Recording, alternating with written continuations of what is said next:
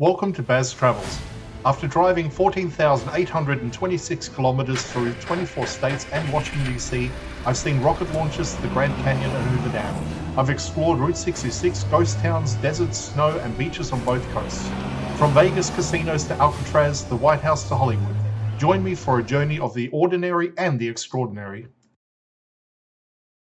Loading destination. Simulation starting in 3, 2, 1.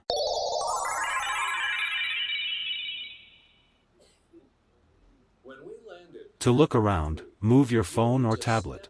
Click and drag if on a computer or move your head if using a VR headset. Please like and subscribe.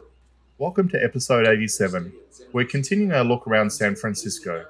We're now on the upper deck of the ferry, enjoying the ride back across the bay from Alcatraz to the mainland. From this vantage point, the view of San Francisco Bay is spectacular. The water stretches out beneath us, the skyline rising ahead, and behind us, the small shape of Alcatraz grows fainter with every minute. It's remarkable how short the distance really is, barely 2 kilometers, yet for nearly 30 years represented an impossible divide for those confined to the island. As the vessel moves through the channel, you can see the familiar landmarks of the bay in all directions. Angel Island to the north, Treasure Island and Bay Bridge to the east, and the Golden Gate silhouetted in the distance in the west.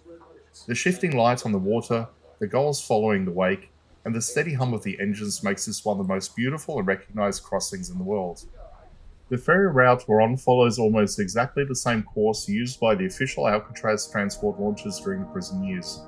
Back then, this short trip was a lifeline, carrying staff, families, and supplies every day from San Francisco's Pier 33. For inmates being transferred to the island, it marked the final journey to what was known as the end of the line. Today, that same route has been transformed from one of confinement to one of reflection and discovery. From the front of the upper deck, the perspective is peaceful. The city ahead feels open and inviting, in contrast to the stark isolation left behind.